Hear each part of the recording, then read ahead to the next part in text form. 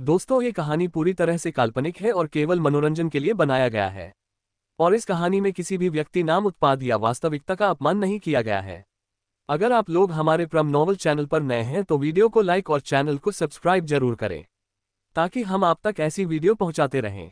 अगर कहानी में कोई गलती होती है तो आप हमें कमेंट करें, हम उसे दोबारा अपलोड करेंगे। धन्यवाद। एपिसोड 74। ट्रैप में फंसी ईशानी। मोनी भड़की शशिका पर और चंचल इन हॉस्पिटल। एक आदमी नहीं खड़े होते हुए पोलाइट आवाज में कहा, लेडी बॉस, हमें ये सिर्फ दिन के अंदर यह डील कंप्लीट करनी है, लेकिन हमें समझ नहीं आ रहा है कि हम शुरुआत कहां से करें। हमें कुछ मॉडल की तलाश भी थी, हमने कुछ मॉडल कुछ आज इंटरव्यू के लिए अपॉइंट किया है, अगर आप कहें तो मैं उनका इंटरव्यू लूं। मोनी ने बस से हिलाया और दूसरे आदमी को देखकर बोली, और प्रमोशन डिपार्टमेंट का क्या हुआ? मुझे कोई रिस्पांस मिला? उस आदमी ने घबराते हुए कहा, लेडी बॉस, हो अपनी डील वापस करने के लिए मना कर रहा था। उन्होंने कहा कि उनके पैसे डूब जाएंगे अगर उन्होंने डील वापस कर ली तो। मोनी ने भयानक आवाज में टेबल पर हाथ पटकते हुए कहा, तो तुमने क्या समझ रखा है? मोनी खन्ना ने खैरात नहीं खोली है, मुझे सिर्फ अपना प्रॉफिट दिखाई देता है, इसके अलावा कुछ भी नहीं। उसकी आंखों में एक अजीब है गुस्सा दिखाई दे रहा था, जिसे वो मौजूद सभी लोग अच्छे से वाकिफ से, लेकिन ईशानी हैरान थी। उसने हाथ से पहले मरनी को इतने गुस्से में नहीं देखा था। हालांकि उसने मोनी के गुस्से और खड़ूस स्वभाव के बारे में सुना था, लेकिन आज वह पहली बार देख रही थी। शायद इसकी वजह कल रात पार्टी का वह एक्सीडेंट भी हो सकता था, लेकिन शासिका को तो इस बारे में कुछ पता ही नहीं था। वो बस परेशान होकर मनी को देख रही थी। मीटिंग खत्म हुई। मोनी इस वक्त अपने केबिन में कुछ डिजाइन को देख रही थी। उसमें कुछ इन्फॉर्मेशन लिखी हुई थी जो कि लिपस्टिक के बारे में थी। मोनी की निगाहें उसे डिजाइन्स पर टिकी हुई थी। तभी अचानक से शासिका उसका केबिन का डोर करती है और केबिन के अंदर आई। उसके हाथ में ब्लैक कॉफी का कप था।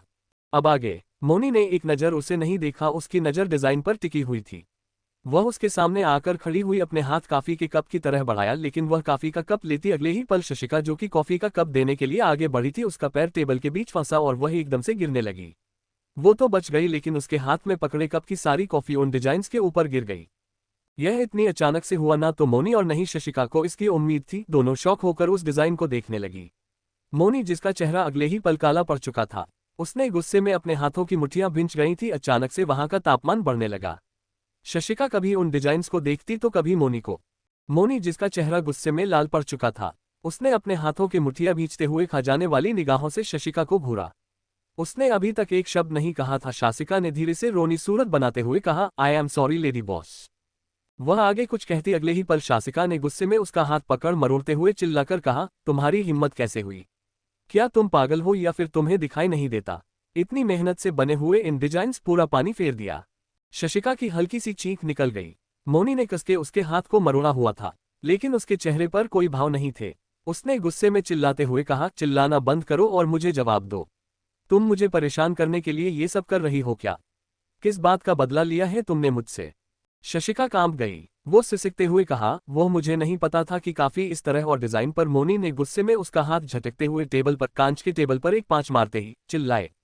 टेबल छोटे छोटे पीस में जमीन पर बिखर गया और टेबल के छोटे छोटे पीस जमीन पर जा गिरे। ये देख शासिका की आंखें खौफ से फैल गईं। उसने हैरान होते हुए मोनी को देखा, जिसका चेहरा गुस्से में भयानक लग रहा था। वह आज पहली बार मोनी के गुस्से को देख रही थी। मोनी ने कसके अपनी आंखें बंद करके दरवाजे की तरफ इशारा करते हुए कहा, गेट आउट, निकल जाओ यहां से। मुझे तुम्हारी शक्ल नहीं देखनी है। मुझे गुस्सा आ रहा है। शासिका की आंखों से लगातार आंसू निकलते जा रहे थे। उसने कसके अपनी ड्रेस को अपनी मुट्ठी में भींचा हुआ था। उसने रोते हुए कहा, आप एक बार मेरी बात तो सुनिए। मोनी ने गुस्से में टेबल पर रखा एक फ्लावर वास शासिका की तरफ फेंका, जो कि सीधा शासिका के पैरों में जा लगा। शशिका एकदम से चौंकते हुए दूसरी तरफ हो गई। वह फटी फटी आंखों से मोनी को देखने लगी। मोनी ने गुस्से में चिल्लाते हुए कहा, मैंने कहा दफा हो जाओ, अगर तुम मेरे सामने एक पल रही तो पता नहीं मुझे क्या हो जाएगा। शशिका की आंखों से लगातार आंसू बहते जा रहे थे। वह तुरंत रोते हुए वहां से बाहर भाग गई। वहीं बाहर केबिन का इतना तमाशा कई एम्प्लॉइज केबिन के बाहर खड़े हुए देख रहे थे, लेकिन उन्हें कुछ दिखाई नहीं दिया था। लेकिन तभी उन्होंने शासिका को रोते हुए वहां से भागकर जाते देखा तो उनकी आंखें फैल गई। वहीं केबिन में मोनी गुस्से में अपनी आंखें भींचते हुए चिल्लाकर कहा, what the hell is wrong with you Moni, control control. वो अपने गुस्से को कंट्रोल करने लगी, लेकिन उसका गुस्सा लगातार बढ़ता ही जा रहा था। लगभग आधे घंटे बाद वह अपने चेहरे पर शांति लिए बैठी हुई थी। उसका चेहरा शांत, ना कोई भाव, ना दुखा, ना परेशानी, ना गुस्सा। वो ग्लास वॉल के सामने खड़ी हुई थी। वह ठंडी निगाहों से ग्लास वॉल को देख रही थी। उसका केबिन पहले की तरह साफ कर दिया गया था, नया टेबल और सारा सामान सेट कर दिया गया था। उसने धीरे से अपनी आंखें बंद की तो एक बार फिर उसके सामने शासिका का रोता हुआ चेहरा आया, जिसकी आंखों में मोटे मोटे आंसू थे। उसकी आंखें एकदम से खुल गई। उसने गुस्से में गिलास वाल के बाहर देखते हुए कहा, नहीं नहीं मोनी कंट्रोल, यह मेरे साथ क्या हो रहा है? मुझे उसे लड़की की इतनी फिक्र क्यों हो रही है? उसने इतनी बड़ी परेशानी मेरे लिए खड़ी कर दी। मुझे सारी मेहनत दोबारा करनी पड़ेगी और पता नहीं अब काम टाइम पर हो भी पाएगा या नहीं। वह कह तो रही थी लेकिन उसके दिल में एक अजीब सी बेचैनी उठ रही थी। उसने एक नज़र घुमा के कॉटन के बाहर शासिका के केबिन की तरफ देखा, जहां शासिका उसे नहीं दिखाई दी। ये देख वह अगले ही पल परेशान हो गई। वह अपने केबिन में चक्कर लगाती जा रही थी, धीरे धीरे टाइम कटता जा रहा था। वहीं दूसरी तरफ कॉलेज में ईशानी जैसे ही बात है मैं पहुंची तो बाथरूम के एक किनारे से होते हुए दरवाजे के पास आए। उसने एक नज़र दरवाजे को देखा तो उसके होठों पर शैतानी मुस्कान। अभी दरवाजे के बिल्कुल ऊपर एक डब्बे में कुछ रखा हुआ था, जिसे देख ईशानी को काफी ज्यादा सुकून महसूस हो रहा था। उसने तिरछी मुस्कान के साथ कहा, वाह, मेरे लिए इतना अच्छा ट्रैप सजाया गया है। काश कि यह लोग मुझे फंसा पाते, पर नो वे, ईशानी को फंसाना नामुमकिन है। ईशानी के होठों पर शैतानी मुस्कान आ गई। वह एकदम से दरवाजे के बीच से बचते हुए लगे धागे से गुजर गई, लेकिन उसे कुछ नहीं हुआ। ऐसे ही वह कई ट्रैप के बीच होकर गुजरी और बाथरूम होकर वापस भी आ गई। उसे सही सलामत देख चंचल की आंखें हैरानी से बड़ी हो गई।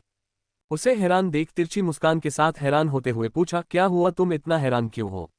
उद्धरण चिन्ह। वह अपने दोनों हाथ सीने पर बांधे उसे घूरने लगी।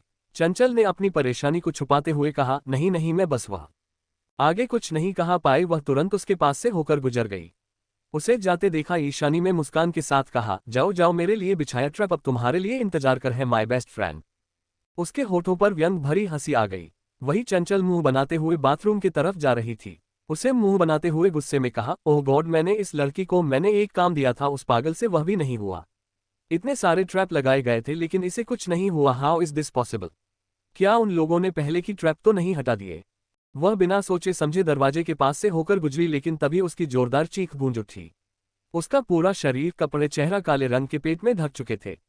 उसके ऊपर दरवाजे के पास जो काला पेंट का डब्बा रखा था, उसका सारा पेंट उसके ऊपर गिर चुका था। वह शॉक होकर ऊपर देखी, उसे कुछ समझ में नहीं आया था तो उससे आगे कदम बढ़ाए तो उसका पैर अचानक से स्लिप हुआ और वह धड़ाम से फर्श पर आ गिरी। उसकी माथा सीधा फर्श से टकराया और एक जोरदार चीख फिर से उसकी गूंजी थी। उसकी चीख है सुनकर बहुत सही लड़कियां वहां पर आ गई। वह चंचल की हालत देखकर हैरान हो गईं।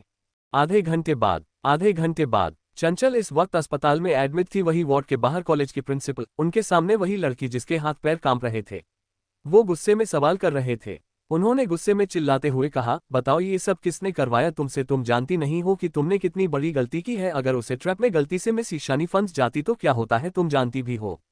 उस लड़की ने रोनी सूरत बनाते हुए प्रिंसिपल को देखकर कहा, प्लीज मुझे माफ कर दीजिए सर, मैं मजबूर थी। उसकी बात सुनकर प्रिंसिपल ने चिल्लाते हुए कहा, अगर तुम्हें 1 मिनट के अंदर मुझे इस इंसान का नाम नहीं बताया तो मैं तुम्हें सच में कॉलेज से निकाल दूंगा, और वह इंसान तो उसे तो मैं ढूंढ लूंगा। ठीक है, मुझे उसका नाम बताओ, तुम्हें कुछ नहीं होगा। उस लड़की ने घबराते हुए वो की तरफ से इशारा किया तो प्रिंसिपल एकदम से चौंक गए। उन्होंने चौंकते हुए कहा, व्हाट? चंचल ने तुमसे ये काम करवाया है? उस लड़की ने घबराकर कहा, ये सर, उसने मुझे ईशानी को फंसाने के लिए ये ट्रैप बनवाया था। उसके पास शंकर। ईशानी ने हैरान होते हुए प्रिंसिपल को देखकर कहा, सर प्रिंसिपल सर, यह मैं क्या सुन रही हूँ?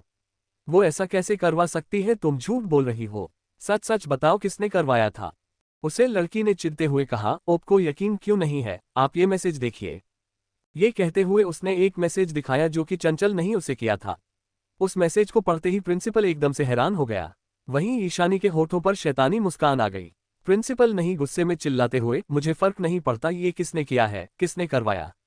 इसके पीछे अगर चंचल का हाथ है, आई प्रॉमिस मिस ईशानी, मैं चंचल को आज के आज कॉलेज से रेस्टिगेट करवा दूंगा।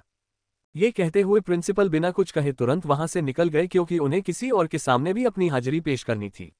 वह काफी पसीना पसीना हुए जा रहा था। वह तुरंत अस्पताल के बाहर निकल और अपनी गाड़ी के पास आकर पसीना पोंछते हुए बोला, ओह गॉड, मुझे चंचल के खिलाफ लीगल एक्शन लेना होगा। उस बेवकूफ लड़की को मैंने कहा था कि इस मैटर से दूर है। ईशानी के साथ जो भी प्रॉब्लम है वह उसी के तरीके से सॉल्व करनी चाहिए, लेकिन क्या मुझे उससे क्या है, मुझे बस अपनी जॉब बचानी है। वो अपनी कार में बैठे और तुरंत वहां से निकल गए। अब क्या होगा आगे इस कहानी में, ये जानने के लिए आपको मेरी ये कहानी पढ़नी पड़ेगी, जिसका नाम है रिबॉर्न ऑफ सीक्रेट क्वीन, सिर्फ हमारे YouTube चैनल पर। एपिसोड 75। उसके ऊपर दरवाजे के पास जो काला पेंट का डब्बा रखा था, उसका सारा पेंट उसके ऊपर गिर चुका था। वह शॉक होकर ऊपर देखी, उसे कुछ समझ में नहीं आया था तो उससे आगे कदम बढ़ाए तो उसका पैर अचानक से स्लिप हुआ और वह धड़ाम से फर्श पर आ गिरी। उसकी माथा सीधा फर्श से टकराया और एक जोरदार चीख फिर से उसकी गूंजी थी। उसकी चीख है सुनकर बहुत सही लड़कियां वहां पर आ गई। वह चंचल की हालत देखकर हैरान हो गईं। आधे घंटे बाद चंचल इस वक्त अस्पताल में एडमिट थी। वही वार्ड के बाहर कॉलेज के प्रिंसिपल, उनके सामने वही लड़की जिसके हाथ पैर कांप रहे थे। वो गुस्से में सवाल कर रहे थे। उन्होंने गुस्से में चिल्लाते हुए कहा, बताओ ये सब किसने करवाया तुमसे? तुम जानती नहीं हो कि तुमने कितनी बड़ी गलती की है? अगर उसे ट्रैप में गलती से मिस ईशानी फंस जाती तो क्या होता है, तुम जानती भी हो। उस लड़की ने रोनी सूरत बनाते हुए प्रिंसिपल को देखकर कहा, प्लीज मुझे माफ कर दीजिए सर, मैं मजबूर थी। उसकी बात सुनकर प्रिंसिपल ने चिल्लाते हुए कहा, अगर तुम्हें 1 मिनट के अंदर मुझे इस इंसान का नाम नहीं बताया तो मैं तुम्हें सच में कॉलेज से निकाल दूंगा, और वह इंसान तो उसे तो मैं ढूंढ लूंगा। ठीक है, मुझे उसका नाम बताओ, तुम्हें कुछ नहीं होगा। उस लड़की ने घबराते हुए वो की तरफ से इशारा किया तो प्रिंसिपल एकदम से चौंक गए। उन्होंने चौंकते हुए कहा, व्हाट? चंचल ने तुमसे ये काम करवाया है? उस लड़की ने घबराकर कहा, ये सर, उसने मुझे ईशानी को फंसाने के लिए ये ट्रैप बनवाया था। उसके पास शंकर। ईशानी ने हैरान होते हुए प्रिंसिपल को देखकर कहा, सब प्रिंसिपल सर, यह मैं क्या सुन रही हूँ? वो ऐसा कैसे करवा सकती है? तुम झूठ बोल रही हो। सच सच बताओ, किसने करवाया था? उसे लड़की ने चिढ़ते हुए कहा, आपको यकीन क्यों नहीं है? आप ये मैसेज देखिए। ये कहते हुए उसने एक मैसेज दिखाया जो कि चंचल नहीं उसे किया था। उस मैसेज को पढ़ते ही प्रिंसिपल एकदम से हैरान हो गया। वहीं ईशानी के होठों पर शैतानी मुस्कान आ गई।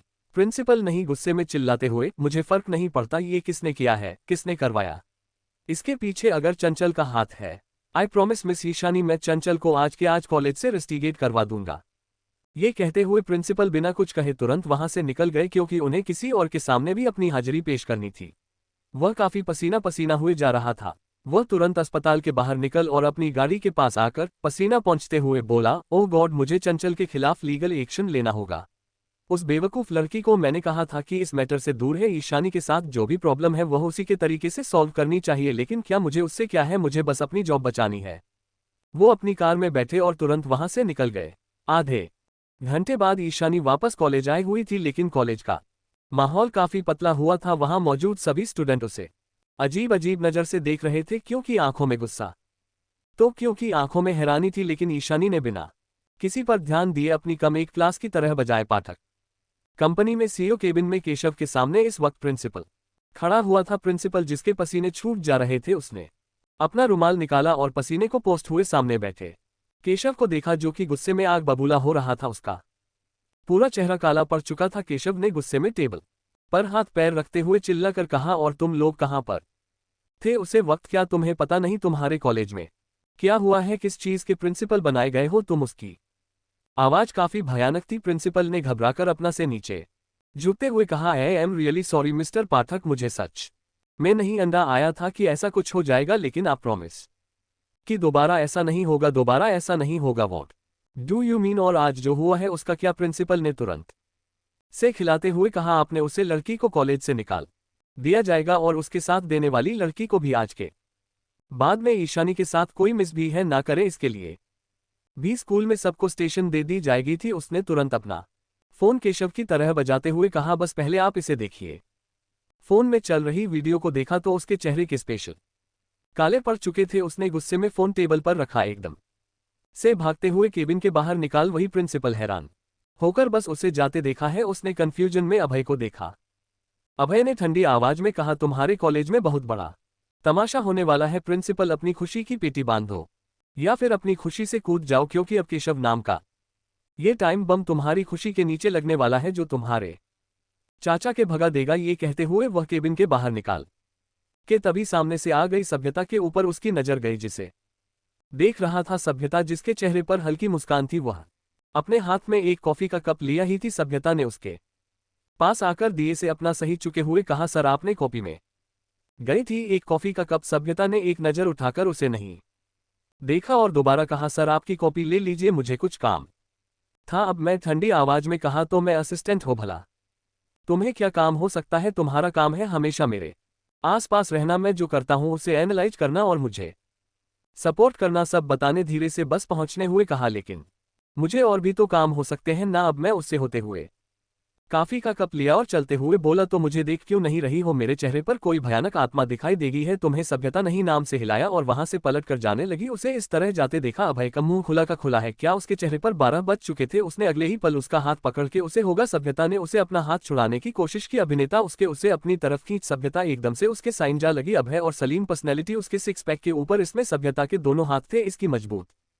को महसूस करते ही सभ्यता की आंखें एकदम से फैल गई। वह हैरान होगा केशव को देखने लगी। अभय जिसके चेहरे पर बेचैनी साफ नजर आ रही थी, उसने अगले ही पल उसकी कमाई को कस के मसलते हुए कहा, ये क्या नया नाटक शुरू किया है तुमने? तुम मेरी सेक्रेटरी हो, तुम मुझे इस तरह इग्नोर नहीं कर सकती। अगर तुम मुझसे इस तरह भागती होगी तो मेरे काम पर कैसे कंसंट्रेट कर पाओगी? सभ्यता नहीं नाम से हिलाते हुए कहा, मुझे बस अपना काम करना है, मुझे किसी पर कंसंट्रेट नहीं करना। और वैसे भी आप ही ने कहा था कल कि मुझे किस बेमतलब के रिश्ते नहीं बने। आप मेरे बॉस हैं और मुझे जितना आपके साथ काम करना चाहिए मैं उतना ही कर रही हूं। ये कहते हुए उसने एकदम से उसके हाथों को अपनी कमर से हटाया और वहां से चली गई। इस लड़की को हुआ क्या है? क्या यह मुझे पागल करके मानेगी? अब वह गुस्से में वहां से निकाला। वहीं दूसरी तरफ केशव पागलों की तरह अपनी कार चला रहा था। उसका कार हवा से बातें कर रही थी। उसने गुस्से में स्टीयरिंग व्हील पर अपने हाथ पैर रखते हुए कहा, नहीं, ऐसा नहीं हो सकता। कोई मेरी बीवी को छू नहीं सकता। मैं उससे चिंता नहीं छोड़ूंगा अगर मेरी बीवी को कुछ भी हुआ।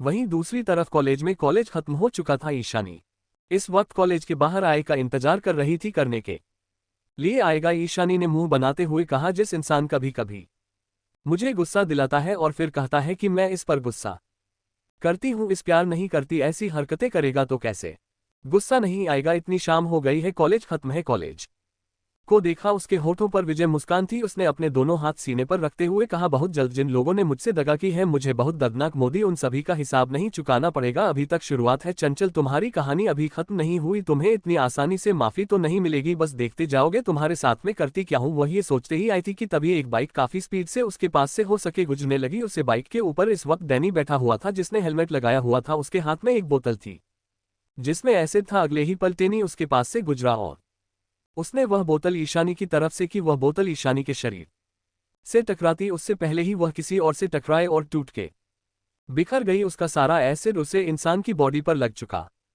था, जिसने इस वक्त ब्लैक कलर का ओवरकोट और ब्लैक पैंट शर्ट पहने हुए थे। उसका ओवरकोट यहां तक कि उसका कोट भी काफी जल चुका था और ऐसे उसकी शर्ट को चीरते हुए उसके जिस्म में अलग ही आग्रह कर रहा था। उसे इंसान ने किसको?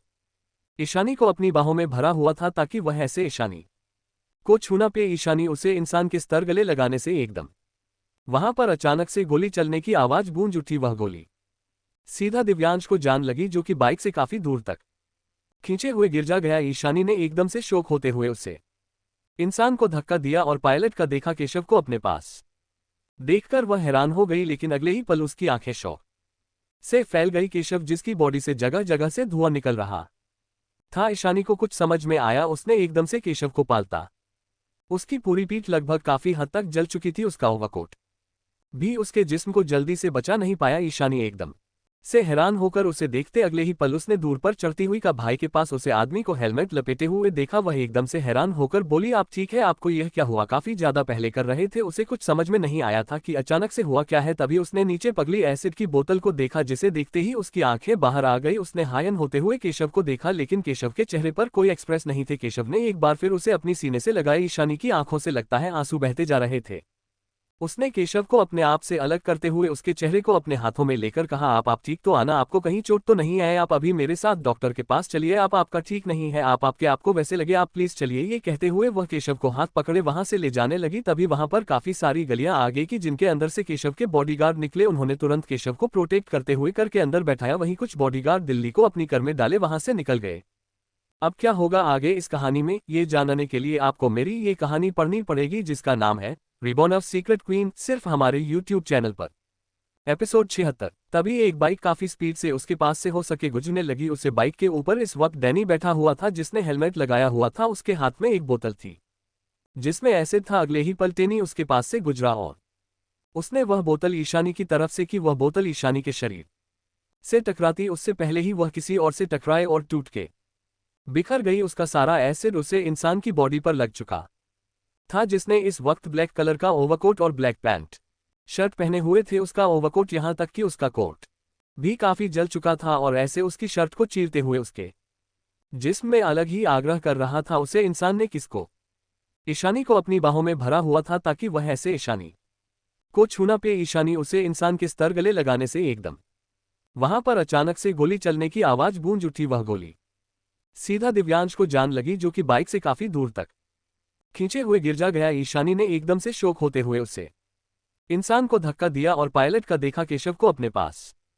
देखकर वह हैरान हो गई, लेकिन अगले ही पल उसकी आंखें शौक से फैल गई। केशव जिसकी बॉडी से जगह जगह से धुआं निकल रहा था। ईशानी को कुछ समझ में आया। उसने एकदम से केशव को पालता। उसकी पूरी पीठ लगभग काफी हद तक जल चुकी थी। उसका ओवरकोट भी उसके जिस्म को जल्दी से बचा नहीं पाया। ईशानी एकदम से हैरान होकर उसे देखते अगले ही पल उसने दूर पर चढ़ती हुई का भाई के पास उसे आदमी को हेलमेट लपेटे हुए देखा। वह एकदम से हैरान होकर बोली, आप ठीक है? आपको यह क्या हुआ? काफी ज्यादा पहले कर रहे थे। उसे कुछ समझ में नहीं आया था कि अचानक से हुआ क्या है। तभी उसने नीचे पगली एसिड की बोतल को देखा, जिसे देखते ही उसकी आंखें बाहर आ गई। उसने हायन होते हुए केशव को देखा, लेकिन केशव के चेहरे पर कोई एक्सप्रेस नहीं थे। केशव ने एक बार फिर उसे अपनी सीने से लगाए। ईशानी की आंखों से लगता है आंसू बहते जा रहे थे। उसने केशव को अपने आप से अलग करते हुए उसके चेहरे को अपने हाथों में लेकर कहा, आप ठीक तो आना? आपको कहीं चोट तो नहीं है? आप अभी मेरे साथ डॉक्टर के पास चलिए। आपका ठीक नहीं है? आपको वैसे लगे, आप प्लीज चलिए। ये कहते हुए वह केशव को हाथ पकड़े वहां से ले जाने लगी। तभी वहां पर काफी सारी गलियां आ गई कि जिनके अंदर से केशव के बॉडीगार्ड निकले। उन्होंने तुरंत केशव को प्रोटेक्ट करते हुए कर के अंदर बैठाया। वहीं कुछ बॉडीगार्ड दिल्ली को अपनी कार में डाले वहां से निकल गए। 1 घंटे बाद अस्पताल के बाद ईशानी टेबल पर बैठी हुई थी। उसकी आंखों से लगातार आंसू बहते जा रहे थे। उसने अपना से पड़ा हुआ था। वही सामने ही दामिनी जी बैठी हुई थी, जो कि परेशान हो गए वल को देख रही थी। अभय दरवाजे के पास खड़ा हुआ था, जो कि अंदर जो ऑपरेशन का हेलीकॉप्टर को देखा था। पिछले 1 घंटे से केशव का ऑपरेशन चल रहा था। उसकी बॉडी पर काफी जगह तक छाले पड़ चुके थे और काफी मार्च भी जल चुका था। आदित्य और समिति भी वहीं पर मौजूद थे। दोनों परेशान होकर एक दूसरे को देखते। समिति ईशानी की हालत देखकर काफी परेशान थी। ईशानी जो कि पिछले 1 घंटे से लगातार वह जा रही थी। उसका गला सूख चुका था, लेकिन उसकी आंखों में आ गए आंसू सूखने का नाम नहीं ले गए थे। वह समिति के पास बैठी उसने समिति को अपने गले लगा लिया। समिति के रोने की आवाज से और ज्यादा तेज होने लगी। समिति बस उसकी पीठ को चलती जगी थी। समिति ने परेशान होकर कहा, बस पास शांत हो जाए आप। अगर आप इस तरह रहेंगे तो हमेशा पाठक का क्या होगा? वह और ज्यादा बीमार पड़ जाएंगे। आप प्लीज शांत हो जाए। डॉक्टर ने कहा, ना वह ठीक हो जाएंगे। उसने आदित्य को देखा, जो ठंडी नजर से फौजी की तरफ देख रहा था। तभी वह के अंदर से डॉक्टर निकले। ईशानी तुरंत भागते हुए डॉक्टर के पास आए। वह अपनी आंखों में आंसुओं को पूछते हुए बोली, डॉक्टर मेरे हस्बैंड कैसे हैं? क्या वह ठीक है? उन्हें ज्यादा चोट तो नहीं आई ना? डॉक्टर ने परेशान होते हुए एक दूसरे को देखा और फिर ईशानी को देखकर एक डॉक्टर बोला, देखिए पेशेंट काफी हद तक ठीक है, लेकिन अभी भी उनके शरीर में जलन काफी ज्यादा बढ़ चुकी है। एसिड काफी खतरनाक था जो उनकी बॉडी को अंदर तक चल रहा था। थैंक गॉड कि आप सही समय पर उन्हें अस्पताल ले आई, वरना क्या हो जाता ये हमें भी नहीं पता। डॉक्टर की बात सुनकर अभय नहीं परेशान होते हुए कहा, लेकिन डॉक्टर बस ठीक है या नहीं आप इतना बताइए। डॉक्टर नहीं आते हुए कहा, वह ठीक है, लेकिन अभी कुछ दिनों तक उन्हें अस्पताल इलाज करना होगा। उसके बाद उन्हें 1 हफ्ते का बर्थडे विश करने की जरूरत है, क्योंकि उनकी बैग में कहीं बाकी इंजन आए हैं, वह ठीक से खाली नहीं हो पाएंगे। ईशानी ने सकते हुए कहा, डॉक्टर के क्या मैं उनसे मिल सकती हूँ? दामिनी देवी परेशान होते हुए कहा, जी डॉक्टर बताइए ना कि हम अपने पोते से मिल सकते हैं, हम बस एक बार उसे देखना चाहते हैं। डॉक्टर ने से हिलाते हुए कहा, जी नहीं, अभी आप उनसे नहीं मिल सकते, लेकिन कल सुबह आप उनसे मिल लीजिएगा। डॉक्टर वहां से चले गए। वहीं ईशानी वाल के बाहर शीशे के अंदर से शिवाय को देख रही थी, जो कि पेशेंट बेड पर लेटा हुआ था। उसे इंजेक्शन दिया गया था, वह अभी बेहोश था। अभय ने आदित्य के पास आते हुए कहा, उसका क्या करना है? आदित्य ने अपने हाथों की मूर्तियां भेजते हुए चलती निगाहों से कहा, चलो पहले उसे ही देखते हैं, उसे इतनी भयानक मौत दूंगा कि उसकी आत्मा तक काम जाएगी। वह तुरंत वहां से निकल गया। उसी के पीछे पीछे अभय। वहीं दूसरी तरफ खन्ना ब्यूटी कंपनी में सभी लोग घर जा चुके थे। जूही का मूड ऑफ था। उसने पिछले 2 घंटे से कोई काम नहीं किया था। वह बस परेशान होकर अपनी चेयर पर बैठी थी। उसने गहरी सांस लेते हुए उसका कट हो गई है, मुझे निकलना चाहिए, ये कहते हुए वह अपने केबिन के बाहर निकली और नीचे फर्स्ट फ्लोर पर आए। लेकिन जैसे ही वह स्टाफ एरिया से होकर गुजरी, एकदम से उसकी आंखें 24 हो गई। वह हैरानों का सामने दिखने लगी। सामने ही एक कंप्यूटर के पास कंप्यूटर में कुछ काम कर रही थी। उसकी आंखों से लगातार आंसू बहते जा रहे थे। वह अपनी शर्ट हथेलियां के पास से आंसू को पौधे दी। उसकी हथेली के पास से उसकी शर्ट भेज चुकी थी, लेकिन उसके आंसू रोकने का नाम नहीं ले गए थे। उसे इस समय काम का तारीख शासिका काफी ज्यादा है आंटी, उसने हैरान होते हुए कहा, शासिका तुम यहां पर? वह कंफ्यूजन में शासिका को देखने लगी। वही उसकी आवाज बजाते हुए उठी, लेकिन उसकी आंखों में आए आंसू रुकना बंद नहीं हुए। शिक्षिका ने तुरंत टेबल पर रखी एक फाइल उठाकर मनी की तरह बजाते हुए कहा, यह वह फाइल जिसमें आपकी सभी डिजाइन से मैंने इसे दोबारा बना दिया। आप चिंता मत कीजिए, वही डिजाइन है, आप एक बार चेक कर लीजिए। उसकी आंखों से लगातार मॉर्निंग की नजर उसकी आंखों पर टिकी हुई थी। उसने अपने हाथों की मुट्ठियां बीती हुई थी। ना जाने क्यों शासिका की आंखों से निकलता एक एक आंसू उसे गुस्सा दिलाया था। उसने एक नजर फाइल को देखा और उसे खोलकर चेक करने लगी। वह हैरान हो गई, जिस डिजाइन को सिखाने कुछ घंटे में बना दिया था, उसे बनाने के लिए उसकी पूरी टीम को पूरा एक हफ्ता लगा था। उसने कंफ्यूज होते हुए शिका को देखा कि उसने ये डिजाइन बनाया तो बनाए कैसे। शिक्षिका ने अपने आंसू साफ करते हुए ऐसे सकते हुए कहा, वह मैंने ये फाइल देखी थी, मुझे डिजाइन्स काफी अच्छे लगे, लेकिन मुझे नहीं पता था कि यह सब हो जाएगा। लेकिन आप चिंता मत कीजिए, इसके लिए जांच करवा सकती है, कुछ चेंज नहीं हुआ है। ये कहते हुए उसने अपना चेहरा नीचे झुका लिया। उसका गला भय था, उसे आगे बोल भी नहीं जाए था। वही मोदी स्टॉप भैया के बस उसे देख रही थी। उसने गुस्से में फाइल को टेबल पर फेंका और आगे भाई के कसके शिका को अपने सीने से लगा लिया। जैसे उसने लगाया तो एक अनचाहा उसे डर लगने लगा। उसे ऐसा लगा था कि कोई उसकी कीमती चीज से दूर जा रही हो, जिसे वह जाने नहीं दे सकती थी। उसने करके शासिका को गले लगाया हुआ था। वहीं से सीख उसके आंखों में एक बार फिर आंसू बहने लगे। मोनी ने उसकी पीठ पर चलते हुए भाग आवाज में कहा, I am sorry picture, I am really sorry, मैं तुम पर गुस्सा नहीं करना चाहती। आई एम रियली सॉरी, तुम रोना बंद करो प्लीज, मैं अपने कान पकड़ती हूँ, प्लीज डोंट टी क्राई बच्चा।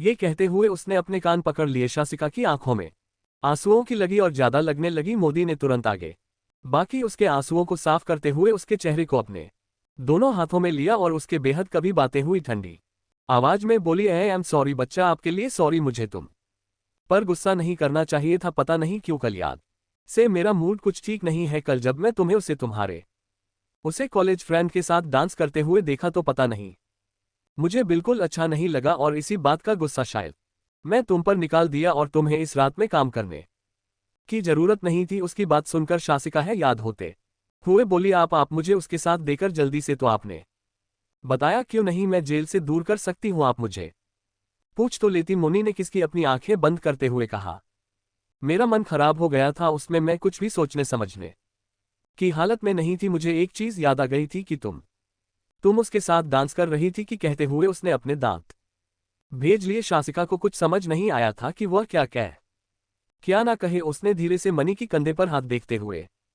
कहा, इसका मतलब आप मुझसे नाराज नहीं है। देखिए मैंने अब तो सभी डिजाइन बना दिए, प्लीज आप मुझे बता देगा, मैं आपका गुस्सा बर्दाश्त नहीं कर सकती। अब मेरी ऑल मॉडल है और मैं आपका गुस्सा बिल्कुल बर्दाश्त नहीं कर पाऊंगी। मुझे मेरी डायरी भी नहीं डालते और आपने इतना सुना दिया। उसकी आंखों में एकदम से नमी आ गई। मोदी ने तुरंत आगे एक बार फिर से सीने से लगाते हुए कहा, इट्स ओके, मैं दोबारा ऐसा कभी नहीं करूंगी, अब तुम रोना बंद करो। मोदी ने तुरंत शासिका के आंसू पहुंचे और हल्की मुस्कान के साथ बोली, वैसे तुम इतनी रात को यहाँ पर काम की गई थी? शिजुका ने दिए से पूछ करते हुए कहा, क्योंकि आप मुझसे, अब मैं आपको नाराज नहीं दे सकती, मैं बस आपको मानना चाहती थी, इसलिए ये सब हो गया। मोनी ने से हिलाते हुए कहा, ओके अब तुम घर जाओ, रात हो गई है, तुम कहाँ से आए हो ना? शासिका ने अपना से नीचे झुका लिया। अब क्या होगा आगे इस कहानी में, ये जानने के लिए आपको मेरी ये कहानी पढ़नी पड़ेगी, जिसका नाम है रिबॉर्न ऑफ सीक्रेट क्वीन, सिर्फ हमारे यूट्यूब चैनल पर।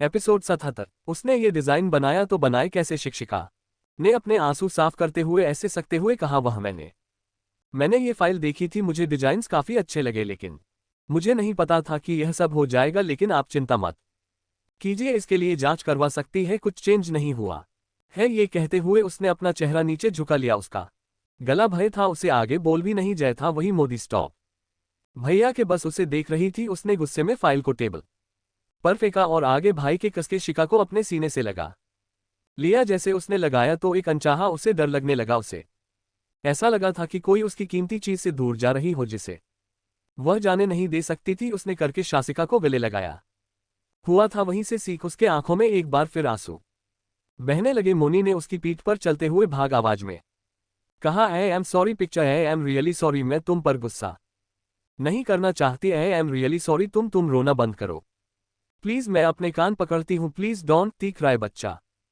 ये कहते हुए उसने अपने कान पकड़ लिए। शासिका की आंखों में आंसुओं की लगी और ज्यादा लगने लगी। मोदी ने तुरंत आगे बाकी उसके आंसुओं को साफ करते हुए उसके चेहरे को अपने दोनों हाथों में लिया और उसके बेहद कभी बातें हुई ठंडी आवाज में बोली, आई एम सॉरी बच्चा, आपके लिए सॉरी, मुझे तुम पर गुस्सा नहीं करना चाहिए था। पता नहीं क्यों कल याद से मेरा मूड कुछ ठीक नहीं है। कल जब मैं तुम्हें उसे कॉलेज फ्रेंड के साथ डांस करते हुए देखा तो पता नहीं।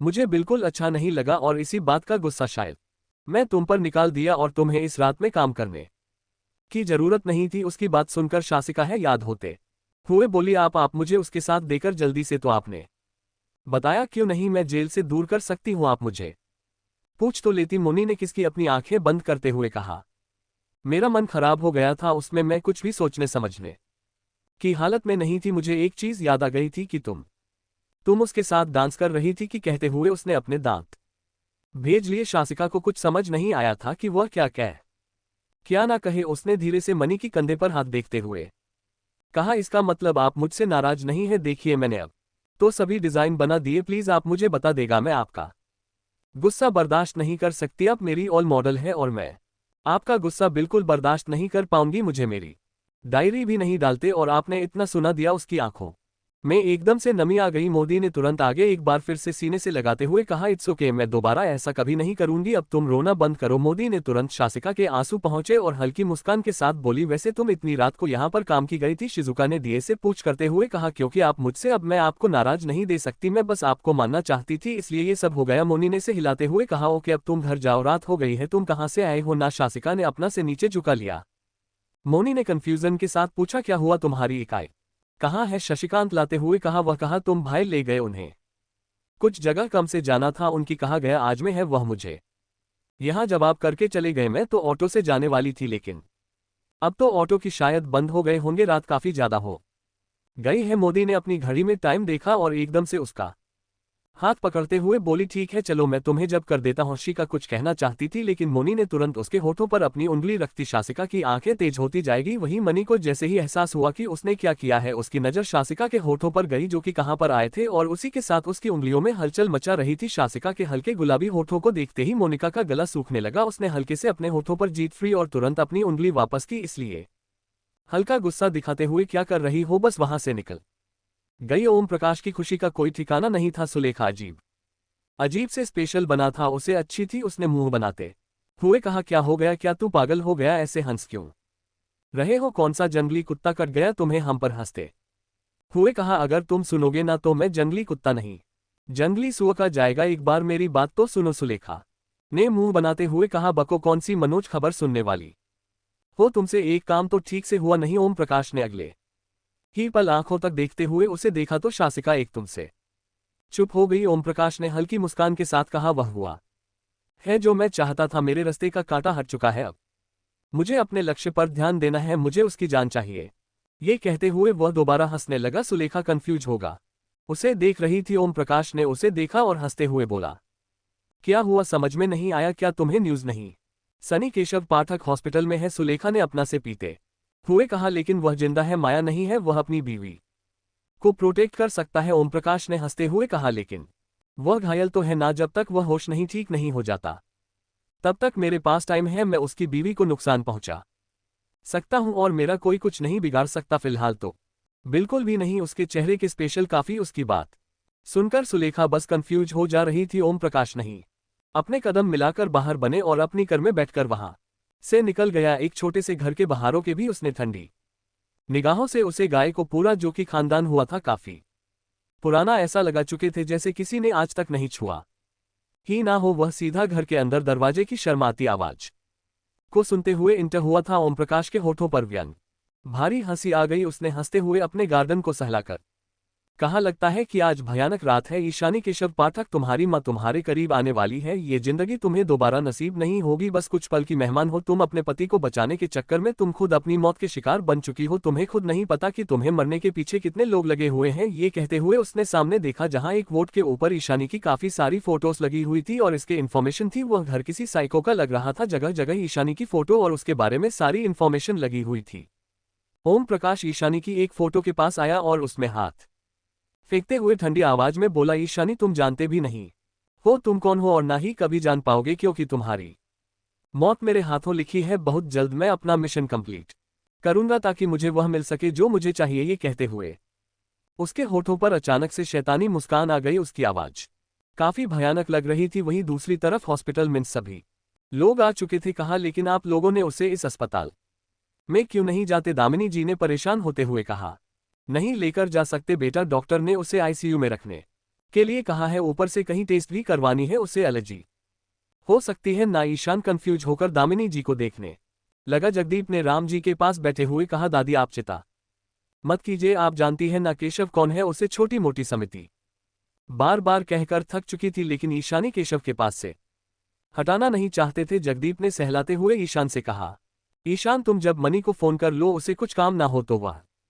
यहां पर आ सकती है क्या? नहीं, मुझे नहीं लगता उसका यहां आना ठीक रहेगा, वह अपने काम में बिजी है और केशव को भी अच्छा नहीं लगेगा अगर हम मोदी को स्टार बना देंगे। जगदीश ने कुछ नहीं कहा और वह दोनों वहां से निकल गए। वह दोनों सीधा एक कैफे के बाहर पहुंचे और वहां से कुछ खाने पीने का सामान लेकर वापस अस्पताल की तरफ चली गई। वहीं दूसरी तरफ कहानी मुनी लगता ईशानी को ही देख रही थी, क्योंकि उदास दिखाई दे गई थी। वह विंडो के बाहर देखते हुए कुछ सोच रही थी। मुनी ने अपने माथे को याद करते हुए दिए से कहा, क्या तुम अभी मुझसे नाराज हो? कंफ्यूज थी मोदी ने उसके गाल पर हाथ रखते हुए पूछा, क्या तुम अभी मुझे आए नो कि मैं कुछ ज्यादा ही गुस्सा कर दिया? लेकिन तुम मांगी भी तो गलती है ना, तुम्हें चाय नहीं गिरनी चाहिए थी उसके ऊपर। मैं बहुत ज्यादा वेट कर गई उसके लिए, अब तुम इस टाइम आज होगी तो कैसे चलेगा? तो मैं असिस्टेंट हो तो ठीक नहीं है। शशिकांत और चुपचाप बैठ गई। थोड़ी देर में शासिका अपने घर के बाहर खड़ी हुई थी। मनी उसी के सामने थी। शासिका अवश्य